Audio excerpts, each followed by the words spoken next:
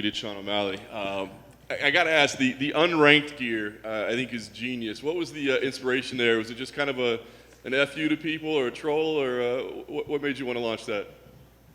Well, I'm unranked, so it kind of made sense. And the champ, I feel like, you know, if you could only pick one bantamweight fight to watch and we all fought at the same time, I believe most people would choose me. So unranked champ kind of fit the whole merch drop. Nice. You know, your statement about not fighting the higher ranked people until you're paid more, it's honestly very logical. It makes a lot of sense. So I'm curious, like, what's the biggest reaction that you've gotten to that? Is it people that say, hey, that's actually pretty smart, or people say, hey, we hate you, you're supposed to fight the toughest dudes out there? Yeah, I do remember saying that. I feel like that was quite a bit of fights ago that I wanted to make more when I fought. But I've also called out Cody Garbrandt, Pedro Munoz, Dominick Cruz. I've called out the ranked guys. So it's not necessarily I want to get paid more to fight the ranked guys. At this point, it's just like, you know, I've called them out. I haven't got those fights. I don't pick my fights. Clearly, I would if I picked my fights, I would be fighting one of those guys. They offered me Paiva, who was ranked 15. You know, I didn't know that at the time until after I accepted it, and they said, oh, he's ranked, and then a couple days later he wasn't. So I think the idea that I just pick my fights is a little bit. It's not exactly true. They offered me Paiva. I said yes. It's like, does that mean I pick my fights? I don't know. I didn't say, hey, I want to fight Paiva. So the whole I pick my fights and I'm not going to fight someone tough until I get paid is not necessarily true. What do you think about Paiva as a fighter? Obviously, he's not one of the most known guys in the division, but he's certainly proven dangerous. What do you think about him as an opponent? Yeah, he's dangerous. You know, anybody in the UFC is going to be a dangerous opponent. I think Paiva's dangerous. He's very tough. We saw it in the last fight. My buddy Kyler, you know, really, he beat him up, and Paiva somehow won that fight. So, in my eyes, he's coming off a loss. Really, like I thought my buddy beat him. He's a dangerous opponent to show that much heart. You know, Kyler was hitting with some hard shots, and he stayed up. You know, I just went through a fight like that with Chris. So I think, you know, going through that last fight shows that I can, you know, I'm not going to get tired beating someone up. So if he wants to get beat up for 15 minutes, I'm down. You win this fight, probably are ranked at that point. Does that matter to you at all? Do you care? Because maybe it does give you access to those bigger names, or do you care? You know, if I get ranked 15, 14, whatever after this fight, you know, I already called out Adrian Yanez, and he's not ranked, and I have no issue fighting an unranked guy if I'm ranked. I'm not worried about it. I think, you know, a good win over Paiva. I'm not overlooking Paiva. I have to go out there Saturday night and perform the way I'd perform, and I have to put his lights out. It can't be a boring fight. If it's a boring fight, you know, I don't really have any say in what's next. I go out there, put Paiva's lights out. I can call out, you know, Yanez or whoever I want. But, Paiva's a tough opponent.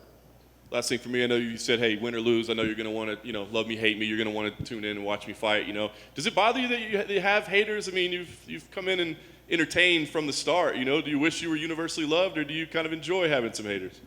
I don't necessarily enjoy having haters, but I get sad that I have haters. It really means they're going to watch the fight 100%. Someone's not going to be watching the fights, then I come on the TV. They're like, nope, I'm not going to watch. Like, that's not going to happen. They're going to watch. They're going to make sure they watch. They're going to call off work so they can watch. So I'm not really worried about the haters.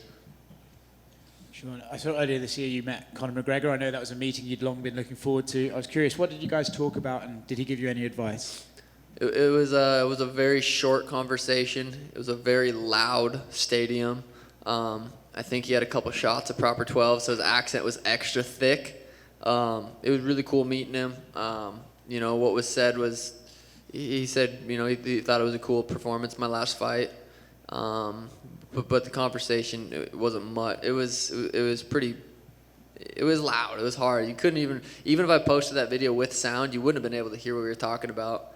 But it was a cool experience. Sean, right here. Speaking of Paiva, of his 21 wins, 14 have gone to a decision. So outside of his toughness, what exactly stands out of him in terms of his skill set? I didn't even know he had that many fights or that many. I've literally never watched him fight until the last fight. Kyler fought him. I didn't even rewatch that.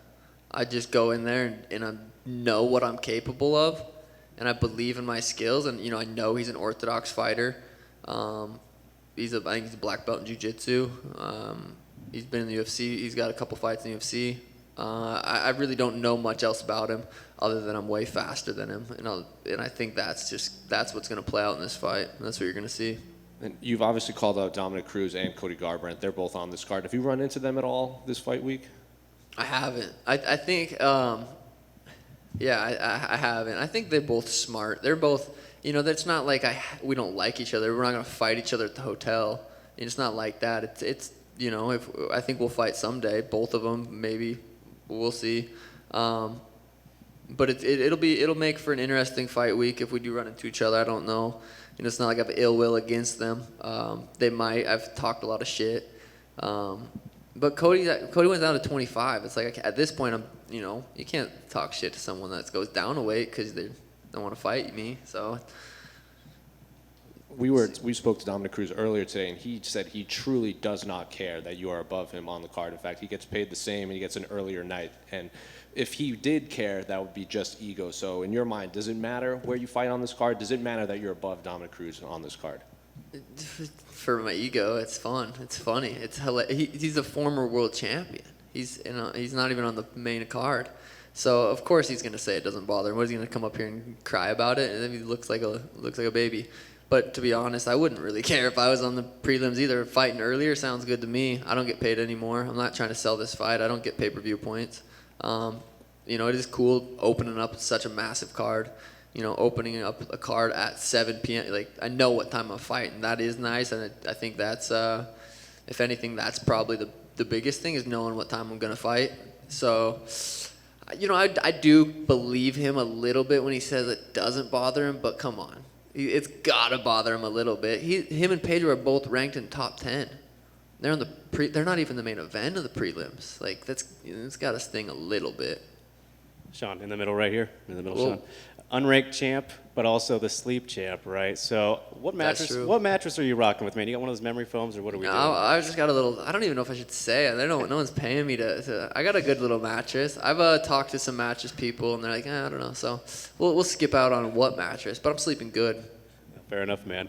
Just as for the bantamweight division, obviously phenomenal right now, arguably the best in the world. Do you feel like the depth of the division maybe will make it harder for you to climb up the ladder, or do you think personality and performance will kind of triumph just how many bodies are in the division right now? Yeah, I also agree. The bantamweight division is probably the number one in the UFC right now, which is really cool to say and really cool to be a part of. The top 15 is pretty crazy. Top 10. I think, just go out there and keep doing what I do and putting on performances, and I'll get to that belt. And we mentioned Cody earlier. Just curious, what your thoughts are on his fight, how he'll do dropping down, since you guys have gone back and forth a little bit. Yeah, I still think that's a possibility to fight at 35. He's obviously capable of performing at 35. He beat, dominant. He's beat a lot of guys. We'll see. If he goes out there and performs really well at 125, I don't really see that fight happening. Maybe it does. Maybe it's a mega fight and it happens. But he goes out there and loses. It's like, who knows? I don't know. Where that fight might happen someday. Might not. We'll see. I think him moving down to 25 could be good for him. I think he's not a big 35er. I think he's probably walking around at 135 right like today. He's probably on weight for bantamweight right now. So I think 25 might be a good home for him, and I honestly wish him, I think he's going to do good. Yeah. Best of luck, Sean. Thank you. John, I believe it's been nearly 4 years since you made the UFC debut on the tough finale. Would you say the career's gone to plan for you, how you map things out, or if you wanted things to be different, would you? I haven't lost yet. I think things are going good, man. I can't complain. I'm excited where I'm at in the UFC right now. I'm 27 years old. I got a lot more fights, and I'm in a good position. I mean, name another millionaire that's outside the top 15. I don't think you can. It's not necessarily just from fighting. Just the UFC has given me a huge platform to be able to get big sponsors and stuff like that. So, if you would have told me 4 years ago you're going to be a millionaire and not even be top 15, I'd be like, all right. I mean, I'm happy with where I'm at. And in your last few fights, you've stolen the show, stolen a lot of headlines from the main eventers. How do you plan on doing it this time around? Yeah, I mean, Conor versus Dustin was the main event last time, and I do feel like Chris and I stole the show. I mean, it's a shitty way to become popular, getting beat up that bad and being like, yeah, but I didn't get knocked out. It's like, yeah, but you got beat up for a long time. So yeah, I feel like I did steal the show. I plan on stealing the show again. Charles versus Dustin is an insane fight, insane matchup, and very worthy of the main event. But I always feel like when I'm on the card, there's two main events: whoever's at the top, and then wherever I'm at on the card. Hey, Sean, here in the back. As you mentioned, the bantamweight division is on fire, but there's a little bit of controversy at the top regarding Sterling. I mean, a lot of people see Yan as sort of a real champ. What's your opinion on sort of the title picture, the official title picture, to say, in the bantamweight division? I think Peter champ, Aljo's number one right now. I think a lot of people are writing Aljo off because of that last performance, and Peter did, beat him, I thought, besides the knee, obviously. I think we'll see. It's hard to say. I mean, we'll see it play out again. Is that fight booked already, or no? No. So yeah, I don't know. That's probably the fight we'll see next. I think Aljo's still definitely champ worthy in the bantamweight division, but I don't see him beating Peter again. He's gonna have to change his game plan. He can't come out there like a spaz and gas out as fast as he did. And so far, nobody has really been able to conventionally beat Peter. He kind of beat himself against Aljo. What would you say is the key to defeating him then, that nobody has managed to so far? Style. I mean, it's just fighting's all about styles. Stylistically, I think I give him a big problem. He's a really good boxer, really good wrestler. He's I think he's up there with Kamaru with pound for pound. When I watch him fight. So I think just the styles, I think I give him trouble. I think that's a massive fight, a main event pay-per-view someday. Yeah. And the final one for me, we saw Jose Aldo come back with a big win. Some people, a lot of the MMA fans just love seeing a veteran like him be able to get back in the win column and really get close to the title picture again. What's your opinion on Jose Aldo? Do you think he will challenge for the bantamweight title again, or is this kind of his last hurrah? It's hard to say. I mean, the dude's he's a living legend, and anytime just watching him walk out is really cool to see. He's one of the best in the world for sure. Definitely up there in the bantamweights. That's a fight that I think would be a massive fight. The Sugar Show versus Jose Aldo. I think that would be a crazy fight, and that would be probably the one fight that I would be standing across the cage like, what? That's crazy. So we'll see how his fights plays out. He probably will get the next title shot. Peter against whoever wins that.